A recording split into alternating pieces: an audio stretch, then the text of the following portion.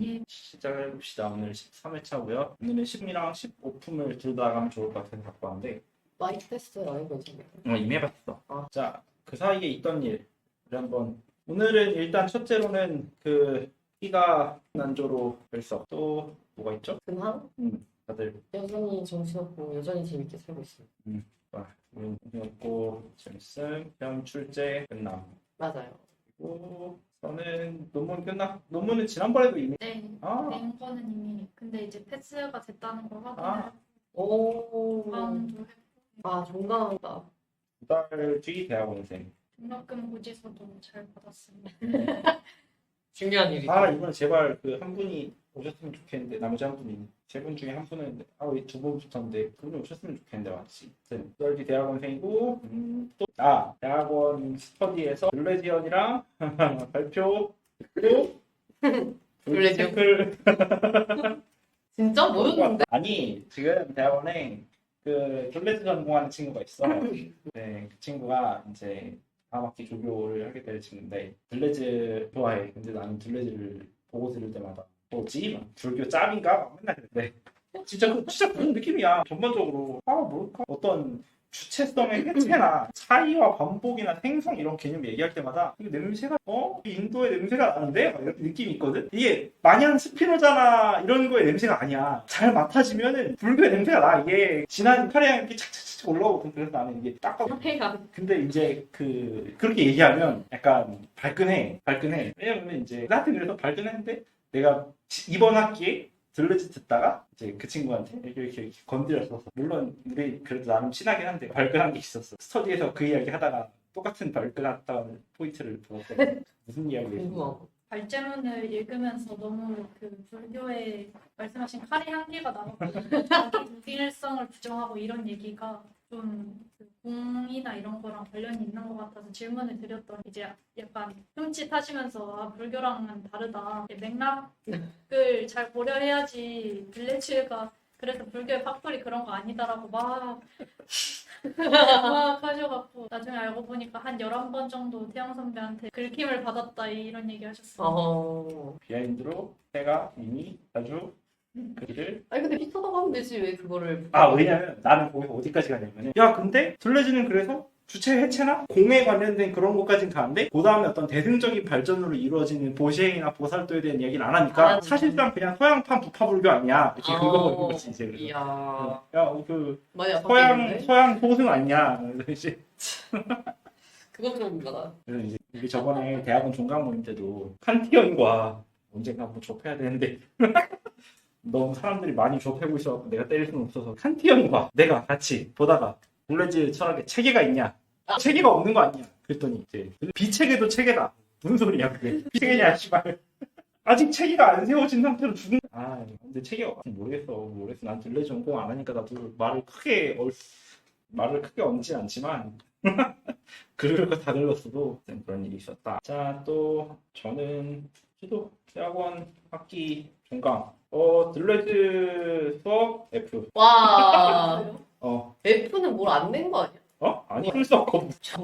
그 들렸어 뭐. 그러니까 안 간 거네. 취향도 취향이고 내 일정도 안 나고 그래서 중간부터 해. 아하. 왜냐 그 이분이 둘레즈 수업을 너무 듣고 싶다는데 약간 의리로 그걸 열어줘. 열어주기 위해서 최소 수강이면 내가 맞췄거든. 맞아. 그래서 이제 덕분에 이제 그 친구는 뭐 점수를 잘 받았을 테고, 나는 이제 수업 없어. 대학원은 수강 기록을 어떻게 할 수 없어. 그래서 F가 평생 남아 이제. 애매하게 뭐 C 이런 거 받느니. 그래서 나는 이제 공식적으로 연구자로서의 생애에 들레즈를 싫어하는 사람으로 이제 정리가 된 거야. 받아들였다. 왜? 웃기다. 그리고 불교공부 공부하면서 알바를 찾는 중. 이렇게 마음에 번뇌가 많아서 코칭을 줄이고 알바를 찾는 중. 이게 타인을 돕는 일로 생계를 꾸린다는 것 자체가, 코칭을 많이 하면 많이 할수록, 내 마음속에 번뇌가 많을수록 코칭을 할 때 마음이 복잡해. 사람이 잘 되면 질투가 나고 못 되면 한심하고 이런 마음들이 사실 이러면 안 되잖아. 근데 이게 많아지면 많아질수록 그런 마음이 내가 들 것 같은 거야. 그래서 지금 코칭한 걸 지금 한 대여섯 명, 6-7명 정도 되니까 그 이상 안 늘리고 신성한 노동의 현장으로 한번 들어가서 이제 땀을 좀 흘려보면 좋지 않을까. 이제 어떤 노동을 할지 고민인 거지. 몸이 아프니까. 그런 게 있습니다. 그 읽다 보니 궁금한 점이 다들 잘 읽어보셨나요? 그 뭐야? 그 새로운 궁금증? 뭐 공부하면서 느낀 점과 궁금증. 그 남획은 인간경 들려 보는데 홀리한 느낌을 받아. 아까 먼저 왔었을 때 그렇게 어. 이해한 느낌을 받다. 맞아요. 뭔가 내용을 설명하거나 이런 식으로 풀이한다는 거 이상의 뭔가 이분의 뭔가 마음이 부처님의 그 강력한 기운을 받은 마음이 느껴져서 어. 전하려는 느낌이 자꾸 들어가고 좀 홀리했습니다. 혹시 나이가 됐었을 분이 그래 18년생이었었고 언제 돌아가시더라? 남획은 사망. 그래 만렙 근처라고 정도는 유불선 3교를 했던 분인데 홀리한 느낌을 받았다. 뭔가 진실한 사람의 텍스트. 저도 그것 때문에 이 책을 좀 더 좋아했었어요. 다른 종류의 강해들이나 이런 것들은 이게 약간 좀 뭐라고 못 믿겠어. 이 말하는 사람의 생애가 담겨 있지 않으면, 말하는 사람의 삶이 담겨 있지 않으면 이 경전을 읽을 때 쉽게 안 들어와요. 결국에 이 경전이라는 게 사건에 대한 해석을 우리가 이야기를 하는 거기도 하잖아요. 상태에 대한 해석을. 근데 잘 살아왔나 싶은 사람들 있잖아. 특히나 이제 한국 불교에서는 그런 사람들이 참 많습니다. 뭐 조계종 쪽도 그렇고, 그러니까 검은 사람이 어디 있겠냐는 그래도 이제 좀 나이가 오랫동안 먹었었고, 오랫동안 수많은 제자들을 잘 길러냈고, 워낙에 그 국산이 뭐니 하면서 명성을 높았었고, 그 일단 기본적으로 뭐냐면은 약간 이런 거야. 그 제가 사실 편견은 거의 없는데요. 그치만 얼굴에 대한 편견, 이 사람 얼굴이 굉장히 그 뭐라 그래야 될까요? 좀 괜찮지 않습니까? 사람이 정말 인자해 보이지 않습니까? 오케이 이런 사람의 말이라면 막 이런 느낌이 드는 거야. 그 종교를 만드실 것 같은 느낌이요.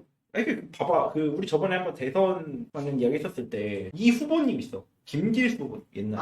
이분한테 수업을 듣는다고 쳐봐. 안 되잖아 믿음이. 이게 아니야. 누가 말하느냐가 다르다니까. 근데 이제 그런 지점에서 좀 믿을만하게 생기지 않나. 나도 그렇게 막 하고 싶지 않지만 그 사람이 나이가 들면 일평생 지은 그 업이 세상에 이제 얼굴에 담기잖아요. 근데 나이를 한참 먹었는데도 요런 눈매랑 웃음이 만들어진다는 게 대단하군. 약간 그러고 있었어. 무슨 말이든 고백하고 싶게 생겼어. 나도 얼굴에 대해서 뭔가 가지고 싶지 않은데 그래도 굳이 난 늙는다면 이런 얼굴을 가지고 싶단 말이지. 웃었을 때 굉장히 자연스러운. 맞아. 사진이 거의 다 웃고 계세요. 그래서 여러분들 무협소설 안 보겠지만 무협소설 중에 광마획이라고 있습니다. 광마획에 미남론이 나와요. 미남론. 무엇이 미남인가에 대한 이야기. 추남을 훈계하면서 미남론을 이야기를 해요. 근데 선천적 추남과 후천적 추남에 대한 얘기랑 선천적 미남과 후천적 미남에 대한 얘기를 하거든요. 근데 뭐냐면은 원래 못생기게 태어난 사람도 뒤로 가면 잘생겨질 수 있대. 원래 잘생기게 태어나도 뒤로 가면 못생겨. 근데 왜 그렇게 얘기하냐면은 내 생각이랑 내 마음이랑 내 말이 일치하지가 않으면 사람의 얼굴에 균열이 온다는 거야. 그러니까 얼굴로는 믿고 있는데 마음은 저 새끼를 죽일 생각을 하고 있거나 아니면은 얼굴은 편안하게 생각하고 있지만 내 속은 불안하고 있는 상태라면은 그게 장기적으로 얼굴에서 조화를 못 만들어낸다는 거야. 그래, 그럴 수 있지. 근데 사실 어느 정도는 동감하는 말이긴 해요. 프로페서 이야기했던 보면은 있잖아. 아까 저희 후보님처럼 너무 장난 아니셨는데 그런 분들도 있고 이번에 누구 있어? 이번에 대선 후보 중에 제일 마지막에 누구셨죠? 8번? 8번. 그래 일단 이분이 굉장히 했습니다. 해결 이분 7번 사기폭력 감금 막 이런 무섭다. 동의가 오잖아요. 그치. 집에 오면 이렇게 하나씩 읽어보다가 이렇게 네? 뭘 한 거지?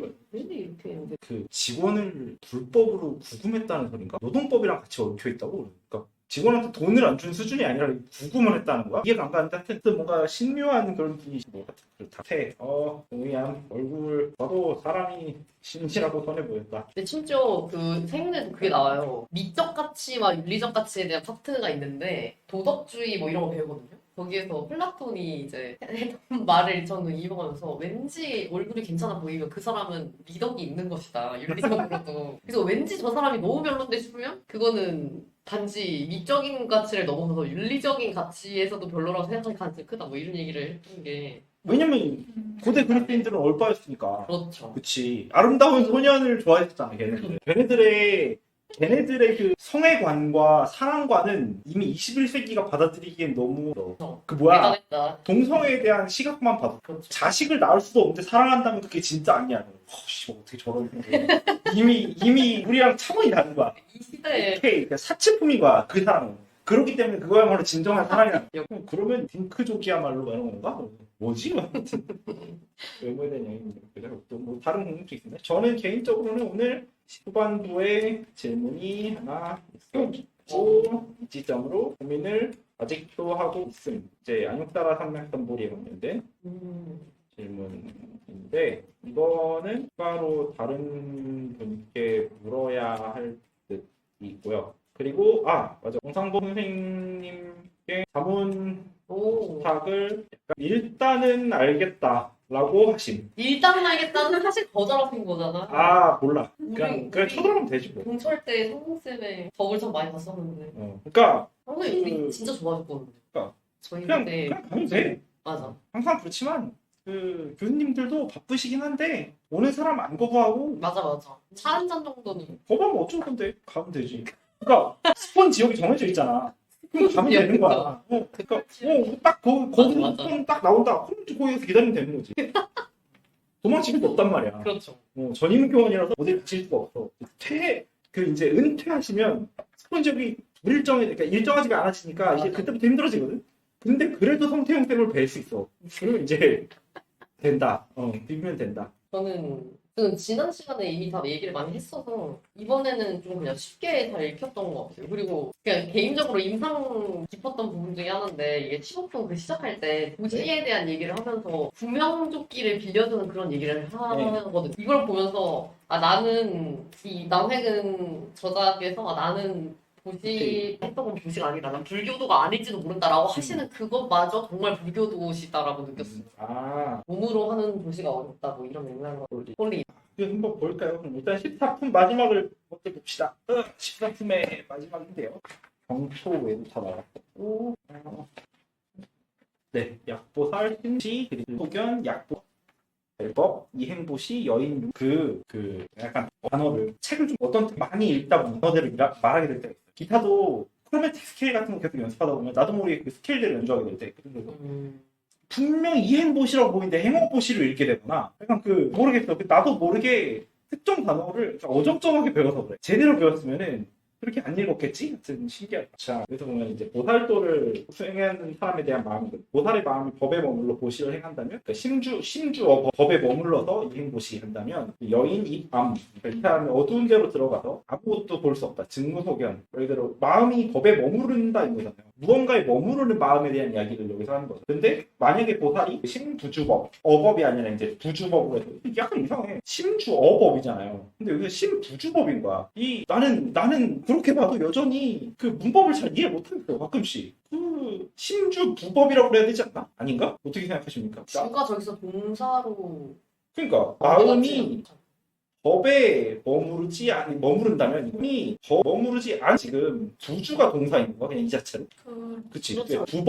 법이 아닌 거에 머무른다가 되는 건가? 그치? 하여튼 그래갖고 이거 보면서 이 문장대로 읽으니까 심주 부법이라고 생각해서 그냥 읽다가 또 이거 뭐지 하고 다시 되돌린 건데 하여튼 이 한자 쓰는 방식 진짜 어려워요. 그래서 여인 유모 이 사람이 눈이 있어서 밝은 햇빛 아래 온갖 형체를 보는 것 같다. 근데 여기서 마음이 법에 머물지 않는다, 무언가에 머물지 않는다에 대한 이야기가 이제 15품에서 같이 이야기가 나오거든요. 근데 이거에 대한 이야기가 여기서는 아직 답이 안 나와요. 왜 이게 아무것도 안 보이는 거고 왜 머물지 않는 게 모든 걸 다 볼 수 있는 건가? 잘 모르겠어요. 왜냐면 아직은 여기서는 이게 왜 그런가에 대한 이야기를 해주지 않아요. 근데 15품에서 본인이 이야기를 하면서 번뇌에 대한 이야기를 할 때 이게 좀 드러나긴 하죠.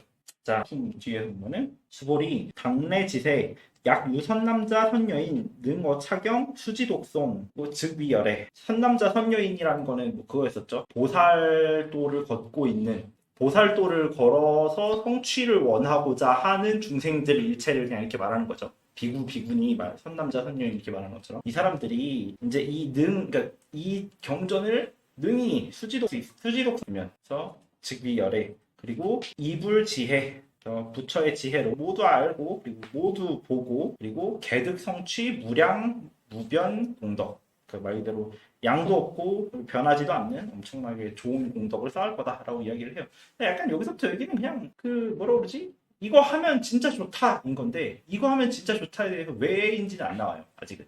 근데 이게 왜인지 안 나오다 보니까 저는 이거를 지난 시간 딱 여기서 잘라줘서 참 좋았었거든요. 왜냐면은 이 뒤에 걸 하려면은 15품이랑 어느 정도 같이 이야기를 했어야 돼. 왜냐면 15품에서 본래 이야기가 어느 정도 나와서 그래서 이제 이걸 같이 한번 이야기를 해보자고. 그 14, 저는 개인적으로는 사실 14품 뒷부분은 15품과 같이 읽어도 지난번에 다른 지점까지가 품의 본 이야기, 그러니까 14품으로 할 만한 본 이야기가 아니었나 싶었음. 그러니까 14품의 주 테마는 이었다고 졌었음. 그래서 저는 아직도 인욕을 TRPG로 설명했던 그때 이 방식이 정말 참 좋다고 느꼈는데 마무리하면서 바로 갈까요? 아니면 그냥 이대로 좀 더 이야기를 할까요? 14품에 대해서 읽고 나서 뭔가 있었나요? 사실 저번 주에도 음흠. 끝나기 전에 불교에서 고통이란 게 어떤 깨달음이나 그 어떤 경지에 들기 위한 필요 조건이냐 얘기를 했던 게 그러니까 이 고행 것조차 본인이 참는다고 생각하지 않고서 하는 경지에 이르는 거라고 읽혔는데 근데 그 경지에 이르기 위해서는 결국 어떠한 뭔가 감내는 필요한 거잖아요. 수행 그 형식이 아니든 간에 그러면은 이제 제 짧은 알무로는 고통이 있는데 어떤 고통은 그냥 너를 괴롭게만 만드는 고통이고 어떤 고통은 너를 더 훌륭한 경지로 이끌 수 있는 그런 고통이다라는 식으로 읽혀가 그래서 뭔가 그러면 나중에는 고통스럽지 참는 것조차 너가 모르고 있는 그런 수준으로 갈 수 있을 거야 하는 약간 그런 느낌도 들어서 그래서 저는 그래도 만약에 그렇다면 어떤 고통은 나를 더 강하게 만들고 어떤 고통은 그냥 나를 고통스럽게만 하는지 어떻게 알지? 이거에 대해서는 이야기를 하면 좀 좋아 보이는 게 어떻게 생각이 있습니까? 저는 이 얘기 듣고 제가 지난번에도 그 얘기 썼나요? 시지프스 신화? 그 이제 그 고통 바닥을 하고 그 나는 그 고통이 평생 계속되어도 나는 잘 살 수 있다라는 경지가 그 사람을 성장시키는 거는 맞다고 생각하고 근데 고통에 차등이 있다라는 말은 저건 좀 더 논의를 해봐야 될 것 같아요. 근데 저는 어떻게 보면은 모든 고통은 그 고통을 우리가 오롯이 느끼고 더 그걸 뭔가 감내하는 그 과정에서 무엇인가든 다 주지 않나? 라고 생각을 해서 그렇죠. 무슨 고통이든지 그럴 수 있다. 아니, 그 제가 이제 후배 중에 기숙사 사는 후배가 있는데 너무 TMI 그 후배의 아 원래 우리 다 TMI들로만 맞아요. 그 룸메이트가 실내 흡연을 한대요 기숙사에서. 근데 원래 그거 한 번만 걸려도 바로 퇴실 조치가 되는데 근데 그 친구가 정말 마음에 안 들고 그 친구가 너무 마음에 안 들고 너무 밉보이지만 자기 신조가 싫어하는 사람을 좋아하는 게끔 행위하자. 그러니까 자기 좋아하는 신용을 하다 보면 진짜 좋아지네. 좋아하는 게 뭔지 알 수 있을 거다라는 신조를 가진 친구여서 실내흡연 해도 이제 싫지만 얘기 안 하고 그 실내흡연 하는 친구가 그 꽁초를 슬리퍼에 이렇게 쌓아놓는데요. 화장실 슬리퍼에. 그러면 그거를 이제 자기가 치워주고 뭔가 이런 식으로 그냥 노적인데. 감내를 하면은 자기는 뭔가 얻는 게 있을 거다. 이 고통은 그게 번뇌지. 뭔가 있을 거다. 그 생각이 번뇌지. 맞아. 그건 보시가 아니잖아. 보시를 하는 순간 이미 마음의 작용이 일어났어. 번뇌가. 대가를 바라는. 뭔가 있을 거다. 그래, 맞아. 이게 그래서 우리가 이야기를 하게 될 건데 그 고통은 본인이 자초하고 있는 고통이죠. 주상보식 아니고 주상보시네요, 주상보식. 아니 왜냐면 지금 보면은 이미 본인이 그 고통을 자초하고 있어. 왜? 더 이상 자초 안 할 수 있는 실질적인 방법이 있어. 신고해서 퇴출하면 끝나. 아니면 또는 얘기를 해보면 되죠. 신고하기 전에 너가 이걸 안 고치면 그 다음에 신고를 하겠다고도 끝나. 맞아. 근데 그거를 참아내고 있으면 그때부터는 내가 그 고통을 자초하는 거잖아. 그래서 부처님이 그렇게 하지 말라고 했었던 단식수행이랑 똑같은 거지. 부처님이 굳이 가시밭 위에서 자지 말고 굳이 단식 안 해도 되고 이야기했었던 그 안 해도 될 고행을 굳이 해서 우리가 무엇을 얻는가? 고행이 끝나면 뭔가를 얻을 수 있겠지라는 그 보상감이 내 마음에 이미 있는 거 아니야? 그러니까 쾌고 중도잖아요. 근데 쾌고 중도는 그 쾌락과 고통의 중도를 향해야 되는 건데 저거는 아예 그냥 고고건데 너무 고고고지 않아? 그러니까 예를 들면 보통엔 차등이 없다고 보기는 해요. 안 그래도 번뇌에 대한 이야기를 하게 되라고 준비를 했는데 고통은 깨달음의 필요 조건인가? 그런 건 아니고 제 생각은 고통은 그 인간의 마음이 작용 과정에서 어쩔 부산물들 우리가 복잡하다 보니 그만큼 고통의 종류도 다양해서 우리는 번뇌들을 돌아봐야 할 필요가 있습니다. 왜냐하면 오늘 안 그래도 딱 이 번뇌에 대한 이야기를 해요. 그 그러니까 불교에서는 번뇌를 마음의 작용, 그러니까 심소법의 한 갈래로 나눠요. 그러다 보니까 뭐냐면은 번뇌가 그 없던 게 생기거나 인간 밖에서 오는 그런 존재가 아니거나 막 무슨 마귀나 이런 것들을 우리한테 일으키는 게 아닌 거야. 그래서 이 심소법은 심왕, 그러니까 의식 주체가 가지고 있는 거라는 거예요. 근데 의식 주체는 우리잖아. 그러니까 심왕은 각각의 개인들인 건데 각각의 개인들의 마음이 움직이는 과정에서 튀어나오는 거라서 우리가 복잡한 존재이기 때문에 번뇌의 가지수가 많아져. 그럼 봐봐, 고양이 봐봐. 이게 뭐냐면 대뇌 피질들을 나누는 방식들 중에 신피질, 구피질이라고 하는 게 있어요. 그러니까 진화론적으로 가장 마지막에 만들어져서 이게 신피질인 거지. 그러니까 구피질만 가지고, 그러니까 신피질의 양이 적으면 적을수록 복잡하고가 불가능해요. 근데 고양이나 이런 작은 포유동물들은 신피질이 작아요. 그럼 무슨 문제가 생기냐면 정보들을 받아들이는 건 잘하는데 이걸 가지고 추론이 어려워. 추론이 어렵다는 건 뭐냐면은 이 현호관계를 만들어내는 게 어려워. 그럼 어떻게 되냐면 시간의 흐름을 온전하게 이해를 못해요. 그럼 어떻게 되냐? 현재에 살아요. 거꾸로 그러면 번뇌가 없어. 그냥 싫은 건 명확하게 싫은 거고 좋은 건 명확하게 좋은 거고 또 왔다 갔다 하면서 내가 이걸 싫지만 왜 하고 있지로 고통받지는 않는 거야. 근데 우리는 복잡한 존재라서 애초에 우리는 마음의 작용 자체가 복잡해서 마음의 작용으로부터 나오는 번뇌들도 다양해요. 그럼 우리가 해야 될 거는 고통이 깨달음의 필요 조건은 아니야. 그냥 삶에서 나오는 어쩔 수 없는 찌꺼기인 건데 근데 얘로부터 벗어나기 위해서는 끊어내는 게 아니라 들여다보는 걸 선택하자는 거지. 그러다 보니까 불교는 유식이나 이런 것들을 해가면서 그럼 번뇌는 근본 번뇌는 뭐야? 아니면 여기서부터 나오는 형태의 수번뇌들은 뭐야? 이 수번뇌들 중에서 1차적으로 나타나는 대수번뇌는 뭐야? 2차적으로 나타나는 중수번뇌는 뭐야? 소수번뇌는 뭐야? 이렇게 해서 천천히 찾아가는 방식을 통해서 쭉 우리 마음이 이런 식으로도 움직이는 걸 다 찾은 다음에 그 다음에 뭘 해요? 다 공을 얘기하죠. 그러니까 충분히 들여다본 다음에 공으로 다시 돌아가는 걸 선택을 해요. 그렇게 되면은 우리 일상에서 드러나는 진짜 많은 번뇌가 일어나고 고통이 일어나는 그런 순간들을 이 반예심경이나 이런 것들에서 그냥 이게 다 공이다 이렇게 얘기해도 사실 못 알아들어요. 근데 이걸 다 하나하나 헤쳐보는 그치만 이건 이거잖아 라고 다시 돌아올 수 있는 힘이 생기는 거지. 그 수식을 어떤 긴 수식인데 그 긴 수식의 답이 0이라는 거를 외워봤자 쓸 수가 없잖아. 근데 이걸 해보는 과정이 결국에 나중에 좀 더 복잡한 수식들을 풀어나가는 데 도움이 줄 수 있는 것처럼 나는 그러다 보니까 번뇌들을 돌아볼 수 있는 그런 과정이 우리가 해야 될 거고 깨달음의 필요 조건이 고통인가라고 얘기를 한다면 고통의 양이 많으면 많을수록 잘 깨닫다. 그것도 아니잖아. 그 방향보다는 그런 것 같아요. 고통이 없이 깨달음이 가능하냐가 좀 더. 그러면은 사실상 그 소리가 그 소리인 게 이만큼 고통을 가진 사람이 깨달아서 이렇게 된 거랑 이만큼 고통을 가진 사람이 깨달아서 이렇게 된 걸로 하면은 갑자기 고통의 연비가 좀 차이가 나나? 연비. 그러니까 그런 사람들 입장에서 너 씨발 이렇게 안 고생했는데 이만큼이나 깨달으면은 그건 진정한 깨달음이 아니야 이렇게 얘기할 수 있어요. 애매하죠. 사실상 고통이 깨달음의 필요 조건인가라고 한다면은 이게 약간 두 개가 연결되어 있지 않는 개념인 거야. 요만큼 고통을 받아도 요만큼 이해할 수도 있고 이만큼 고통을 받아도 요만큼밖에 이해할 수 없는 이유는 얘랑 얘가 직접적으로 연결된 개념이 아니라 얘는 우리한테 들어오는 거고 아주 작게 들어온 거여도 우리의 사유 속에서 이걸 이렇게 확장할 수 있는 거라면 얘는 여기랑 연결되는 게 아니라 얘가 이렇게 연결돼서 여기서 이렇게 나가는 거지. 그럼 얘랑 얘는 필요 조건이랑 충분 조건으로 얘기하기에는 조금 애매하잖아. 물론 아무런 고통도 못 느끼는 사람은 없겠지만 굳이 얘기하자면 1이든 100이든 사람들에게 고통은 오겠지만 얘가 얼마가 들어오든 나가는 이건 다를 테니까 필요 조건이라고 얘기하기엔 조금 애매하지. 그러다 보니까 어떤 것은 무언가를 주고 어떤 것은 아닌가라고 얘기를 한다면 더 나아가서 어떤 고통은 유의미하고 어떤 것은 아닌가? 라는 질문에는 해석하기 나름이라고 보여지는데 예를 들면 결국 고통이라는 거는 그 물리적 고통 또한 해석 뒤에야 그게 고통이 돼요. 정말 다양한 취향이 있어서 BDSM도 생각해보면 누군가는 맞는 걸로도 쾌락을 느껴요. 그 소리는 고통은 1차적인 고통은 그 자체로는 아무런 판단의 대상이 되지 않는데 내가 그걸 고통으로 느끼는 어떤 해석의 순간이 존재한다는 거. 그러니까 심지어 자결통도 가끔 어떤 분들 중에 있다 이것이. 우리 예를 들면 어떤 가끔 고통에 속하잖아. 그치? 그러네.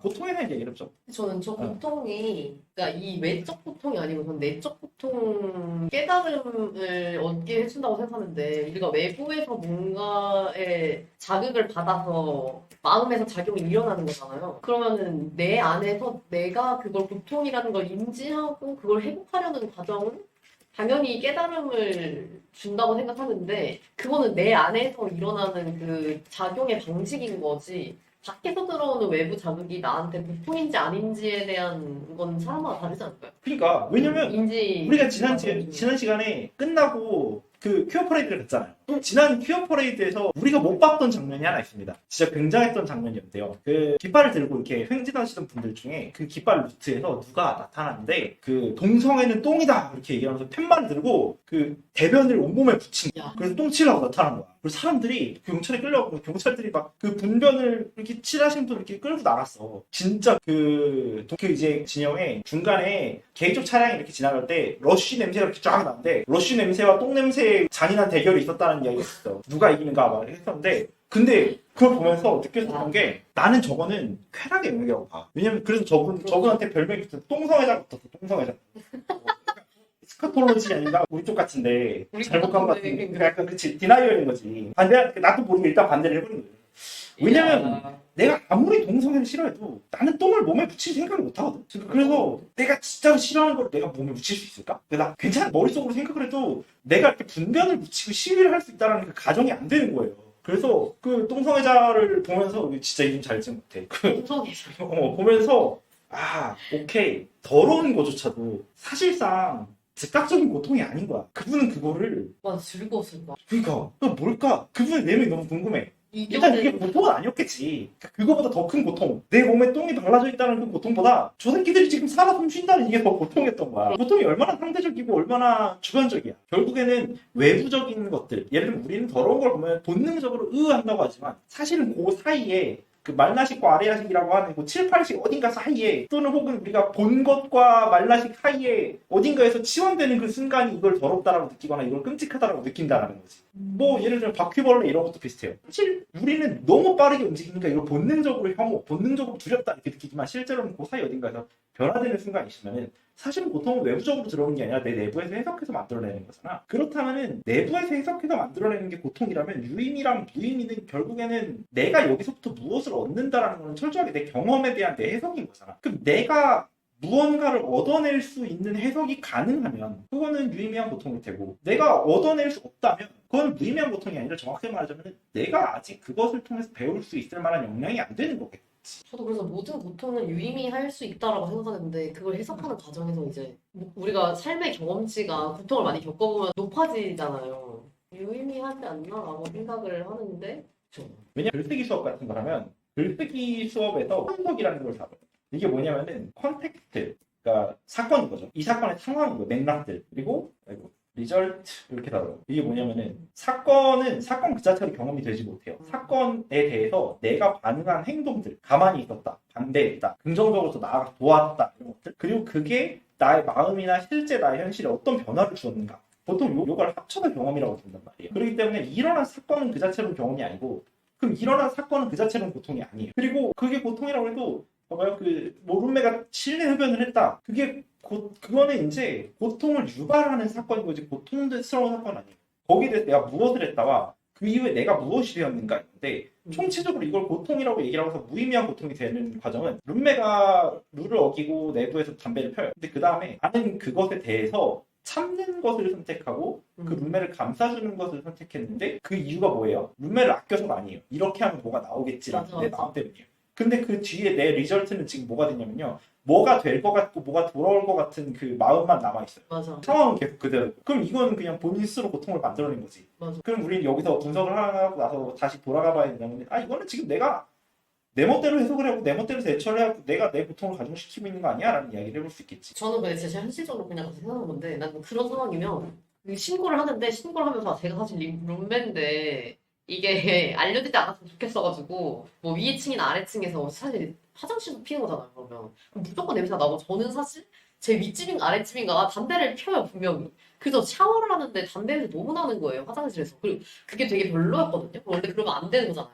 그래서 그런 식으로 신고할 것 같아요. 위에 집 아랫집에서 담배 냄새가 너무 난다고 신고가 들어왔고 그렇게 해서 그 사람을 약간 돌려서 쫓아내야 될 것 같아요. 제재를 하든 경고는 무조건 해야 되지 않나? 왜냐면 그거 사실 그게 어떻게 보면 도덕의 영역이잖아요. 규칙이면서 그리고 분명 위에 집 아래 집도 피해를 볼 텐데 본인 말고도 그거를 참아내는 거는 어떻게 보면 오히려 비겁할 수 있다고 생각해요. 그러니까 어떤 순간에 그걸 내가 다르게 생각하기 위한 해석을 할 수도 있어요. 예를 들면 담배에 대한 건 근데 우리 집은 1층이 상가 건물이고 2층 지하 1층이 단란주점이에요. 그러니까 2, 3, 4, 5층이 집인 거야. 그러니까 단란주점은 실내 흡연이 합법이야. 뭐라 그러겠어. 그렇죠. 아, 네, 개 많이 근데 2, 3, 4, 5층에 있는 건물 외벽으로 통한 창문이 없어. 아이고. 복도를 이렇게 타고 오는 거야. 그리고 우리 집은 5층인 거지. 아, 그래서 진짜 그 담배 냄새가 나는 뺏고 한번 나는 진짜 강해. 해야죠.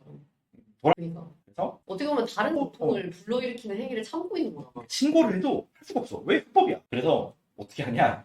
주기적으로 신고를 해. 아, 환기 좀 잘 시키라고. 음. 그게 끝이야. 그거 이상 할 수가 없어. 그리고 우리 집엔 문풍지를 잘 붙여놔서 냄새를 잘 맡고 문 앞에 공기청정기를 틀어놓고 나는 그래도 나름대로의 적극적인 방식으로 그 고통을 피할 수 있는 것들을 알아봐요. 그리고 그 다음에는 이사를 갈 준비를 해요. 근데 그게 다 되면은 그 다음부터는 나는 그 고통은 내가 이사를 갈 거고 그 가는 기간 동안 여기 있을 거고 여기 있을 동안 내가 할 수 있는 것들은 최선을 다했고 실내에서 저 그냥 뚫어가지고 창문 여는 게 안 되는 것도 어쩔 수가 없어. 그럼 그 다음부터는 내가 받아들이는 거예요. 근데 이게 그렇게 되면은 나는 이제부터 그 감각을 수용해야 되는 감각이 되거든요. 근데 그 수용해야 되는 감각을 수용을 충분히 못하면 그것도 고통이 되겠죠. 내가 내 나름대로 경감시키고 싶어하는 노력을 드리는 거랑 드린 다음에 남아있는 어쩔 수 없는 것들을 내가 수용하는 것도 일부는 필요하겠죠. 근데 지금 그게 수용하는 단계가 너무 일찍 온 거 아니야? 응? 아니 스트랩바에다가 담배꽁초를 올렸는데 그걸 버려주고 있는 거는 지금 이거 수용 수준이 아니라 수반인 거잖아. 그렇지. 해봐야지. 그 약간 아무 의미를 못 찾아내는 고통이 아니라 본인 스스로 또 부르고 불렀기 때문에 그 고통으로부터 뭔가를 얻을 수 없는 것 같은. 자, 한번 15 넘어가기 전에 일단 14품을 여기서 중단하고 잠깐 멈췄다가 15품으로 갑시다. 잠깐만 멈춰볼게요. 역시 그 룸메는 근데 그 어떻게 하는 사이예요? 친해요? 아니면 그냥 진짜 룸메끼리 원래 잘 모르잖아요 기숙사에서 별로 안 친한데 그냥 그렇게 참는 거예요? 아니면 뭐 엄청 친한 사이? 그냥 모르는 사람 아, 그냥 룸메여서 만난 맞다 있게 해야지. 그러면은 진짜 친구 될 것 같은데. 맞다 있게 해야지. 이제. 맞아. 근데 그 후배가 옳지 못한 일을 하는 사람조차도 사랑할 수 있는 게 진짜 사랑이고 그러니까 사랑할 만한 것을 사랑하는 거는 쉽다. 근데 사랑할 만하지 않은 것을 사랑하는 게 진짜 사랑이 결국에 사랑 이후에 나오니까 사랑은 할 수 있지. 문제는 사랑에 대한 감정은 결국에 행동으로 표현되잖아. 그러면 그게 과연 사랑하는 사람한테 하는 행동인가? 이거. 나는 죄는 미워해야 된다 생각하거든. 인간을 사랑할 수 있어도 죄는 미워해야지. 왜냐면 죄라는 거는 지었으면 그거에 대해서 대가를 치르는 게 왜 정의잖아요. 근데 그분은 지금 그거 뭐냐면은 그거를 중간 과정에서 막 비겁한 거 같아. 그 사랑하는 사람이랑 그 사람이 하고 있는 짓이랑은 별개인데 내가 정말 사랑하는 사람이 나쁜 짓을 하고 있으면 나는 온 힘을 다해서 그걸 말려야 될지 그러니까 알려줘야 사랑하는 돼. 사람일수. 아닌 거. 그러니까 말 그대로 사랑은 감정이고 사랑하는 사람에게 내가 하는 행동이 그 사랑을 보여주는 방식인데 그 대놓고 이상한 짓을 하고 있는 걸 내가 돕는 걸 사랑이라고 표현할 수 있는 것 그러니까. 같아. 진짜 사랑하면 아닌 걸 아니라고 얘기해 줄 수 있는 용기가 필요하다고 생각해. 그 오징어 게임 시즌 3 봤나요? 네. 안 보죠? 안 볼 거죠? 저 안 좋아요. 오케이. 왜냐면 스포를 마음대로 해도 되겠네. 아, 뭐냐면 양동근 역할을 이렇게 어깨맨 후반부에 가면 저도 이제 어제 급하게 다 봤는데 저는 항상 이런 걸 되게 빨리빨리 보는 편이거든요. 왜냐면 의무적으로. 소비해야 될 콘텐츠가 결국에 내가 설명할 때 비교가 되는 거잖아. 맞아, 맞아. 이거저거 다 온단 말이야. 이번에 파이널 데스티네이션 나오면서 다 보고 막 그랬는데 그 옷게임에서 중간에 무슨 빨간 조끼, 파란 조끼를 나눠가지고 빨간 조끼를 입은 사람들이 파란 조끼를 다 죽여야 돼. 그러니까 1대1 매칭이 되는 거야. 그래서 파란 조끼는 무사히 도망가서 살아남으면 이겨. 그리고 빨간 조끼는 이 사람을 죽이면 이겨. 그러니까 한 명만 죽이면 이기는 거야. 근데 당연히 빨간 조끼 입장에서는 파란 조끼 더 많이 떨어뜨리면 좋으니까 우리 편에 빨간 조끼도 떨어뜨리면 좋으니까 내가 여러 명 죽이면 유리한 거잖아. 그러니까 이런 식인 거예요. 근데 나이 드신 노모랑 같이 양동근 캐릭터 이렇게 둘이 아이고. 좋아요. 근데 엄마가 빨간색을 뽑았어. 자식이 파란색을 뽑았어. 근데 자식이 엄마가 신체 능력이 딸리니까 못 죽일 거 아니야. 내가 바꾸겠다. 그래서 내가 보호해주겠다. 이렇게 얘기했다. 근데 엄마는 이렇게 한다면 파란색 애들이랑 이렇게 연합을 맺어서 이렇게 돌아다녀. 임산부도 있고 뭐도 있고 그렇게 돌아다녔어. 근데 이렇게 모여있어. 마지막까지 거의 다 살아남아서 이제 통과할 수 있어. 근데 자식이 너무 마음이 약해가지고 아무도 못. 결국에 본인이 타인 죽일 수 없는 인간이라는 거를 깨달은 건 되게 좋다고 봐. 근데 그 다음에 와 엄마 옆에 있는 간 아이를 낳은 임산부가 있는데 가장 약자고 가장 손쉽게 죽일 수가 있으니까 쟤를 내가 죽여서 나가겠다 이거야. 그리고 엄마는 이제 그걸 보다가 결국에 저 상황에서 그냥 나를 죽여라 이렇게 얘기를 한 거지. 근데 아들은 결국에 그 못 죽이게 되고 시간이 지나서 아들은 총에 맞아요. 아니지 아들이 총에 맞기 전에 엄마가 아들을 찔러 한번 결국에 막아서. 그러니까 아들이 그 여인을 죽이려고 하니까 아들은 사람들을 찔려가지고 결국에 한거불능의 상태가 되고 시간이 지나니까 아예 확실하게 총살을 죽어요. 아. 그리고 나서 이제 엄마는 목숨을 끊거든. 난 이게 가장 이 시점에서 스탠다드한 선택이라고 봤었어. 왜냐면은 내가 그 장면을 소리 잘 졌다. 쭉 보는 내내 뭘 느꼈냐면은 내가 그런 상황에 처하면 어떨까라는 질문을 막 여러 번 다들 하잖아. 어쩔 수 없는 상황에 처하면 사람들 죽일까? 근데 나는 사실 거기에 대해서 못 죽일 것 같다는 생각을 계속 하는데 왜냐면은 그렇게 해서 죽이면 그 순간 더 이상 내가 아니야. 내가 알고 있는 내가 아니게 되는 거잖아. 왜냐면 한 번 일어났었던 일은 계속 일어나. 내가 만약에 돈 때문에 사람을 한 번 죽이잖아. 그럼 나는 그 다음에도 돈 때문에 사람을 죽일 거야. 그럼 나는 이전까지 한 번도 만들어지지 않았던 어떤 고리를 만들게 되는 거잖아요. 근데 만약에 아들이야. 근데 아들이 살아남으려고 타인을 죽였어. 그러면 그 다음부터는 얘는 살아남으려면 사람을 죽이겠구나라는 시선으로 아들이 보여지는 거잖아. 그때부터. 그래서 엄마 입장에서는 얘가 살아남기 위해서 아무도 안 죽였으면 좋겠고 얘가 타인을 죽여서 살아남는 인간이 되면 나는 그것으로부터 얘를 더 이상 보고 싶지 않기 때문에 차라리 내가 죽는 걸 선택하려고 했으나 결국에 아들은 그걸 어기고 타인을 죽이려는 선택을 했었고 본인은 할 수 있는 한도 내에서 그 아이를 막았어. 그리고 써주겠어. 그렇기 때문에 이 상황에서 본인이 그 다음에 선택할 수 있는 거는 이 상황에서 난 더 이상 살 수가 없어. 자살인 거야. 그러니까 되게 스탠다드한 판단들이었었거든. 근데 되게 이해가 안 갔었나 봐. 사람들 입장에서는. 왜냐면은 왜? 아무리 살아남기 위해서는 뭐든지 다 되는 거 아니냐라고. 근데 나는 이게 사람의 연속성이 그런 식으로 보였었거든요. 내가 애초에 현명한 사람이었으면 그런 게임에 안 들어갔거든. 나 그 얘기를 했어. 그렇기 때문에 이미 전제가 꼬여버렸어. 맞아. 내가 돈이 없다고 해서 뭐든지 할 수 있겠다라고 했을 때 그 뭐든지에 사람을 죽이는 게 들어가면 나는 더 이상 그 게임을 안 하는 게 정상적인 거건데 이미 난 들어가 버리잖아. 그럼 나는 그때부터 나는 어떤 비정상적인 판단들을 통해서 내가 할 수 있는 것들은 사실상 없어져. 근데 하여튼 방금 그 고통에 대한 이야기도 비슷한 게 결국에 그런 거 같고 그 사랑하는 사람한테 해줄 수 있는 거는 얘가 잘못된 길을 가지 않도록 내가 막는 거였지. 그게 사랑이라고 한다면 그 룸메는 아니 그 친구는 사랑을 잘못 배운 게 아닐까? 그러니까 본인은 사랑을 모른대요. 그러니까. 나도 알고 싶은데 궁극적으로는 자기를 사랑하고 싶다는 거예요. 그치. 그건 사랑이 아니야. 그러니까 나한테 잘해주는 걸 사랑이라고 하자. 맞아. 그니까. 그러면 여기 한번 데리고 와보면 그니까 맞아. 근데 그 친구 말은 자기가 이미 마음이 있고 좋아하는 사람을 좋아하는 거는 너무나 쉽다. 누구나 할 수 있고. 근데 그런 것도 어려워. 전 어. 그렇긴 한데 이제 그러니까 마음이 이미 있으니까 그거를 행동으로 옮기는 거는 비교적 용이한데 마음이 없는 사람을 저도 모르겠어요. 그냥 맞아. 맞아. 근데 철학과입니까? 그거는 철학과죠. 아 그래? 철학과 아. 내려와. 데려와. 2학번. 2학번? 어? 좋네. 근데 내가 봤을 땐 그 사람은 그냥 약간 성인 분자로 남고 싶어 하는 것 같아.